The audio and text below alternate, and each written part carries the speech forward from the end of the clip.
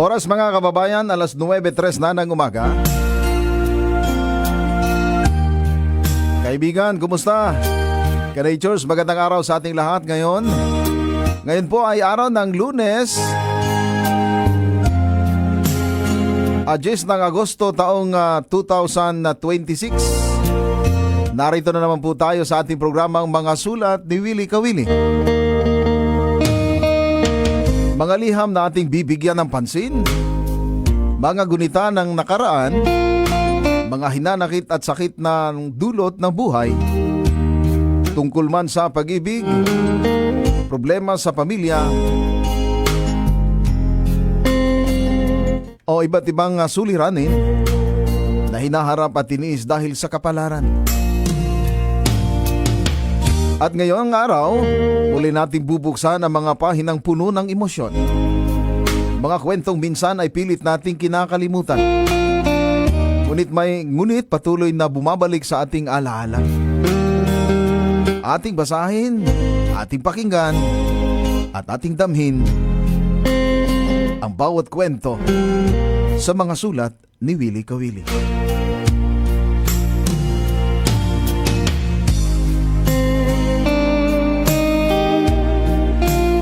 Ating pagtutuunan ng pansin ngayon ang sulat galing kay Helen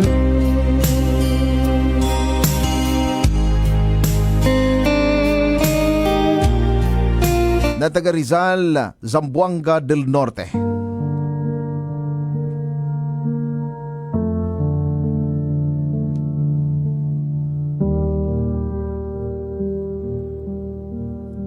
Dear Willie Kawili, magandang araw sa iyo.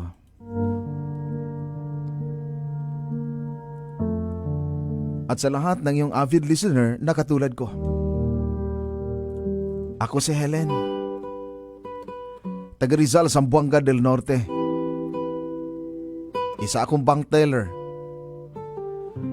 Sumulat ako sa iyo ngayon para ikwento ang isang pag-ibig na nagsimula sa simpleng pagkakaibigan.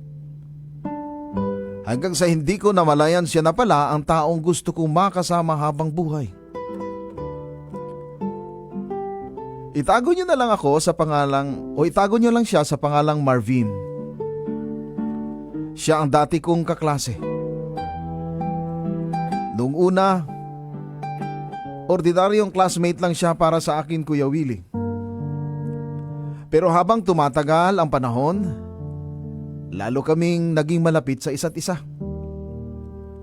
Sa ngayon, si Marvin ay naging isang ganap na guro sa isang private school.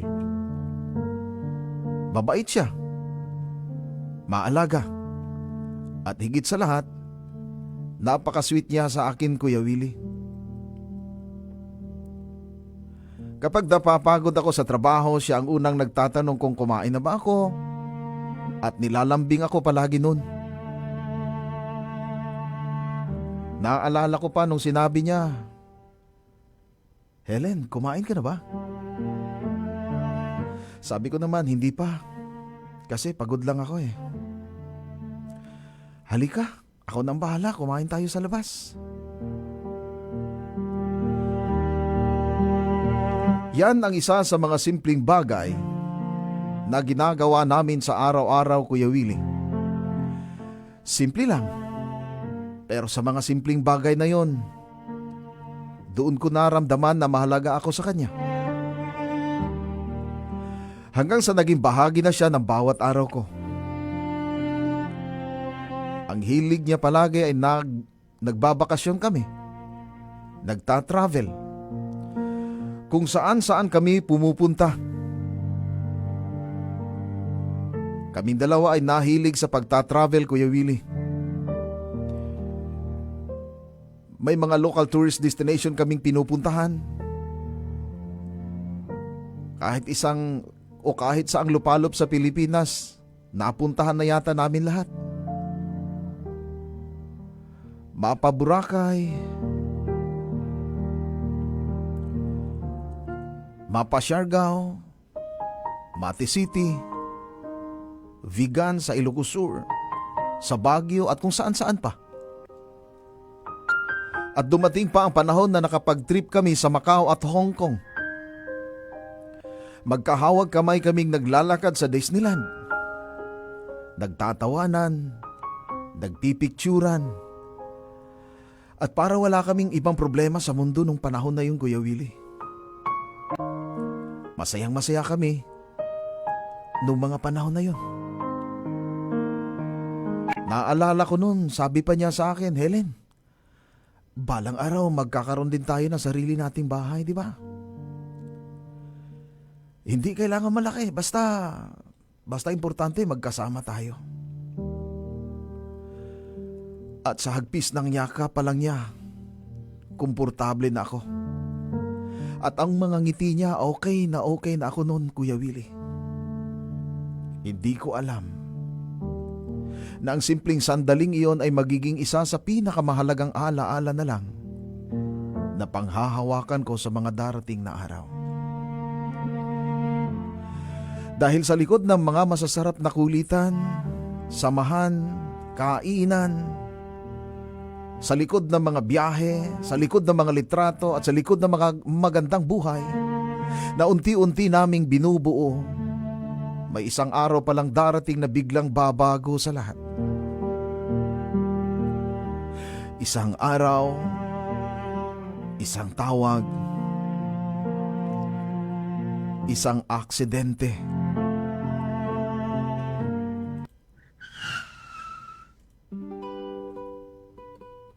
At isang pangyayaring hindi ko kailanman makakalimutan.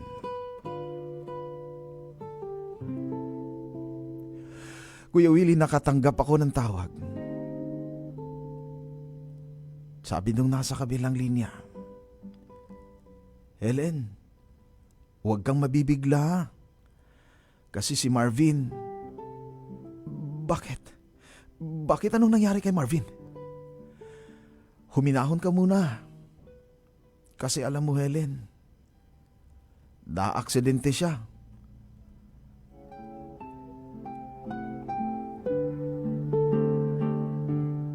Kuya Will, nung panahon na yon, biglang tumigil ang mundo ko. Nasaan siya? Puntahan mo, nasa ospital ngayon. Hindi ko na pinakinggan ang mga sumunod na salita ng tumawag sa akin. Basta tumakbo na lang ako papunta sa ospital. Narating ko ang ospital na nakapaa. Nakadaster na pambahay. Dahil nasa isip ko ay si Marvin na lang palagi, Kuya Will.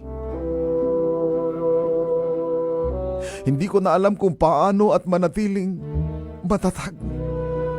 Dahil ang lalaking kasama kong nag-e-enjoy. Ang lalaking kasama ko kung maglakbay kami kung saan-saan. Ang lalaking kasama ko sa hirap at ginhawa. Ang lalaking nangako makakasama ko sa hinaharap. Ay nakahiga ngayon sa hospital bed. At hindi ko alam, Kuya Willie, kung gigising pa siya. Hindi ko kayang ilarawan, Kuya Willie, ang nakita ko ng araw na yun. Basta ang alam ko, maluma ang pagkaka-aksidente ni Marvin. May basag na bote na tumama at nagkabaon-baon sa bahagi ng kanyang ulo, malapit sa kanyang utak. Sobrang malala ang kanyang kalagayan. Nakumato si Marvin, Kuya Will. Kailangan siyang operahan agad. Nilapitan ako ng doktor. Miss Helen, kailangan na natin siyang operahan sa madaling panahon. Iksagot ko, Dok. Gawin niyo ang lahat. Please. Para mabuhay siya. Gagawin namin ang lahat hanggang sa aming makakaya. Kuya Will, huminga ng malalim ang doktor at pagkatapos sinabi niyang 50-50 ang kondisyon niya. 50-50? 50-50, dalawang salita lang, pero para sa akin parang gumuho ang mundo. Lumapit ako kay Marvin, hinawakan ko ang kamay niya. Sabi ko, Marvin, kung naririnig mo ako, pakiusap. Lumaban ka. Hindi pa tayo tapos. May mga lugar pa tayong pupuntahan, di ba? May mga pangarap pa tayong hindi natutupad. May bahay pa tayong bubuuhin. Marami pa tayong mga pinaplano. Pero wala siyang sumasagot. Tanging tunog lamang ng mga aparato at medical machines ang naririnig ko, Kuya Willie. At doon ako umiyak ng lubusan. Dahil sa unang pagkakataon, hindi ko alam kung maririnig ko pa ba ang boses niya. Sinabi na kasi ng doktor na kailangan siyang dalhin sa Manila. Kailangan niyang operahan sa isang ospital na may kumpletong kagamitan at espesyalista para sa ganitong klaseng operasyon. Sa St. Luke's Hospital daw. Pero Kuya Willie, malaking halaga ang kailangan. Napakalaking halaga. Bank teller lang ako. May trabaho ako, oo. Meron, pero hindi sapat ang kinikita ko para sa ganitong kalaking gagastusin. Nagsimula akong manghiram. Nagsimula akong humingi ng tulong. Ibininta ko ang ilan sa mga bagay na pinaghihirapan kong bilhin. Pati ang mga bagay na regalo sa akin ni Marvin. Handa akong bitawan lahat. Dahil ano ang silbi ng mga regalo? Kung mawawala naman sa akin ang taong nagbigay nito.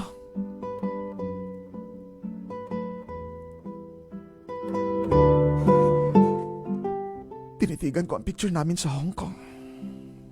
Nakikita ko ang ngiti niya. At naisip ko, Marvin, kung kailangan kong magsimula ulit mula sa wala, gagawin ko. Basta mabuhay ka lang.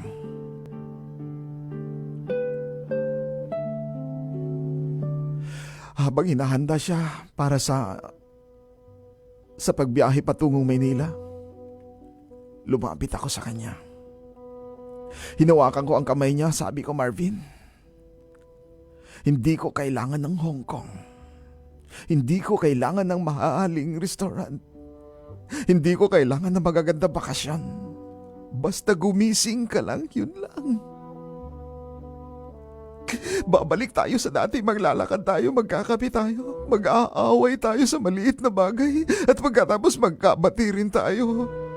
Pero sana huwag mo akong iiwan. Dahil hindi ko alam kung paano mabubuhay sa mundo kung wala ka, Marvin. At bago siya tuluyang isakay sa ambulance, Kuya Will, hinalakan ko ang kanyang kamay. Sabi ko, lumaban ka, Marvin. Lumaban ka, please.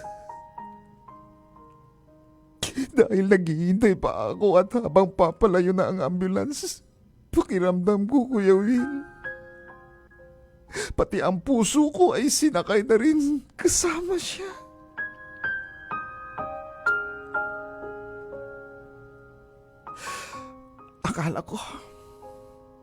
Akala ko noon, kapag nadala na si Marvin sa Maynila, may pag-asa na. Akala ko kapag nagawa ang operasyon, makakabalik pa siya sa akin. Kaya kahit ubos na ang pera ko, kahit nangungutang na ako, kahit hindi ko na alam kung saan ako kukuha ng sunod na pambayad, hindi ako sumuko. Dahil hindi pera ang iniisip ko nung panahon na yun, Kuya Will, kundi ang buhay niya, buhay ni Marvin.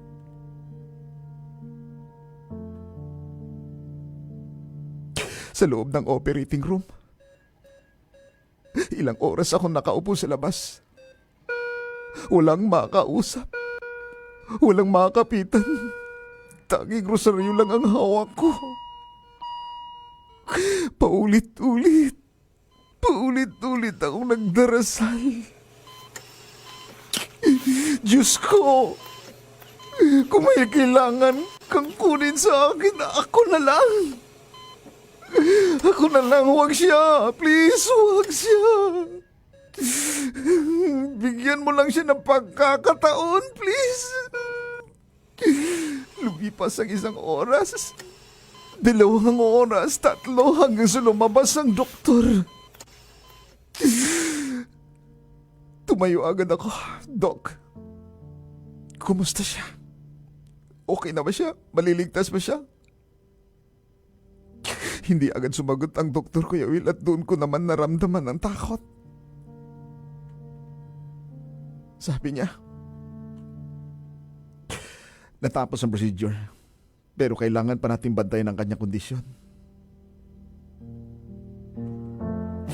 Napaupo ako bigla.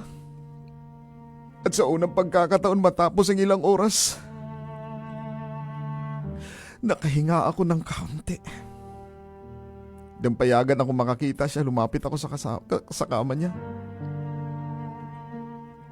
Sa puntong yun, Kuya Will, mahina na siya. Nakita ko ang daming nakakonekta sa mga makina papunta sa kanyang katawan. Hinawakan ko ang kamay niya. Sabi ko, Marvin, nandito ako. Hindi ko iiwan. Hindi kita iiwan. Please, lumabang ka. Binaramdaman akong bagyang pisil sa kamay ko. Napaluha ako nung bigla na yun. Sabi ko, Marvin, kung naririnig mo ako, pisil mo lang ang kamay ko, ha? At muling bahagyang gumalaw ang kanyang kamay, Kuya Will. Marvin, lumabang ka, please. Kunti na lang to. Uuwi na tayo.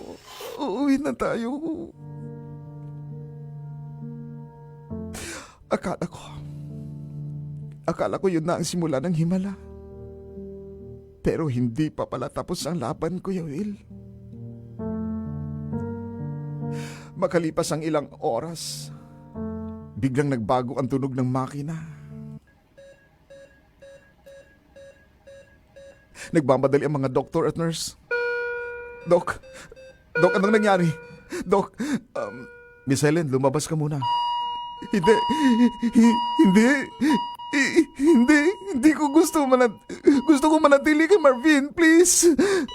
Marvin, naririnig mo ako? Marvin!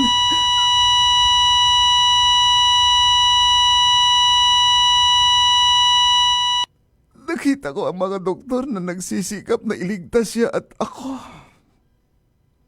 Nakahawak pa rin sa kamay niya. Marvin, please. Please, wag. Hindi pa tayo tapos. May pangako ka sa akin, di ba? Di ba sabi mo magkakaroon tayo ng bahay? Di ba sabi mo babalik tayo sa mga lugar na napupuntahan natin? Marvin, pakinggan mo ako, please. Lumaban ka. Pero habang lumilipas sa mga segundo, nararamdaman kong humihina siya.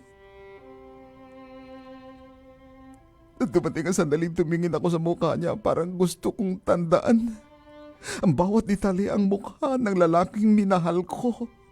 Ang taong nakakasama ko sa mga pangarap, ang taong kasama kong tumawa, ang taong kasama kong naglakbay, at ang taong ngayon unti-unting nawawala sa akin. Marvin, kung pagod ka na, pahinga ka muna. Pero huwag mo akong iwan, please. Pakiusap. At pagkatapos tumigil ang kanyang kamay sa pagpisil sa akin. Tumigil ang kanyang katawan sa pakikipaglaban.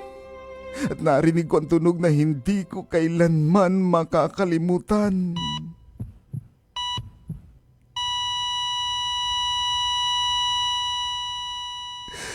Marvin. Marvin. Dok. Dok, bakit ganyan? Marvin, lumabang ka. Lumabang ka, Dok. Dok, paano ba yan? Dok. I'm sorry. Ginawa namin ang lahat. Wala na siya, Miss Helen. Napatingin ako kay Marvin at doon parang may pumutol sa buong pagkatao ko. Hindi. Hindi pwede, Marvin. Gising, please. Gising!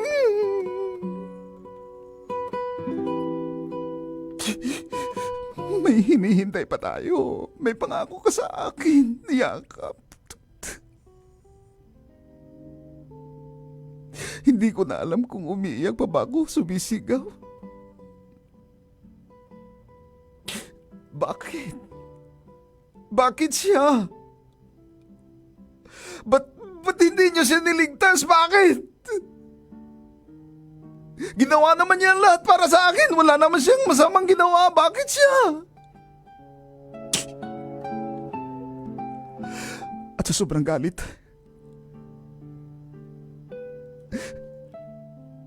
parang lahat ng tao ay sinisi ko. Sinisi ko ang aksidente, sinisi ko ang taong naging dahilan nito, sinisi ko ang ospital, sinisi ko ang sarili ko.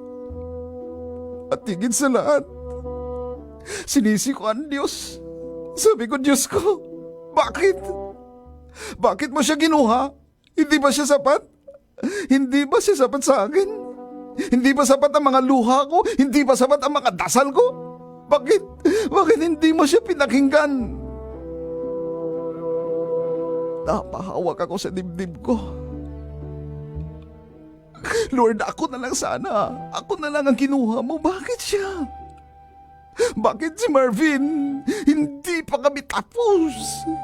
Hindi pa namin natutupad ang mga pangarap namin. Hindi pa namin nabubuo ang bahay. Hindi pa namin napupuntahan ang mga lugar na gusto namin.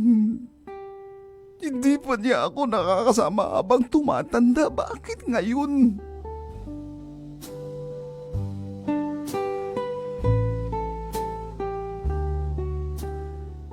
At sa gitna ng lahat ng iyon, naaalala ko isang simpleng pangako niya.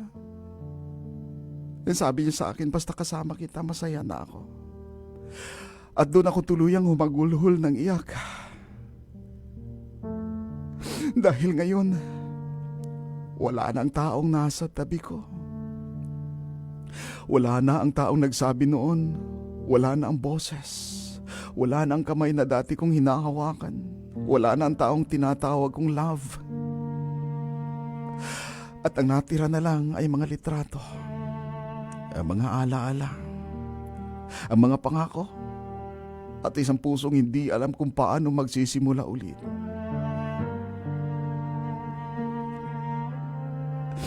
Marvin, kung naririnig mo man ako, patawad. Patawad kung hindi kita nailigtas. Patawad kung kulang ang ginawa ko. Patawad kung kahit anong pilit ko, hindi sapat para manatili ka.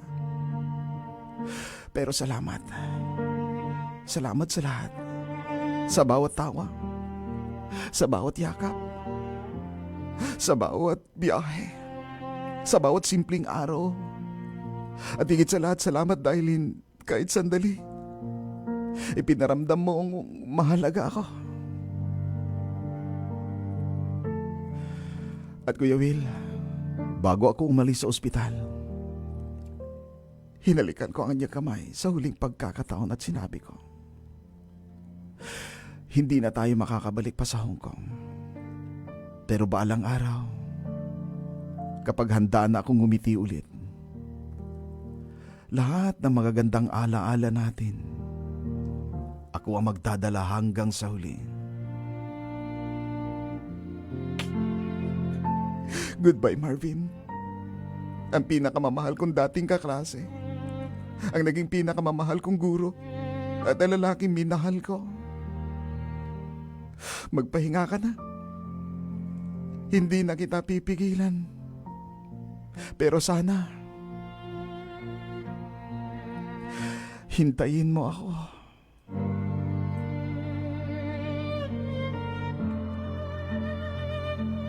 Lumusta gumagalang,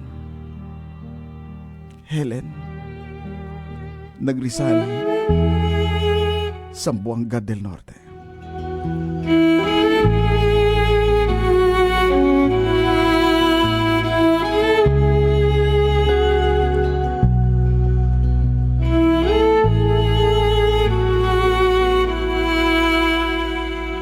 Pag-asa, nasaan ka? Ba't sumama sa paglisan niya? Kung babuin ang mga nasa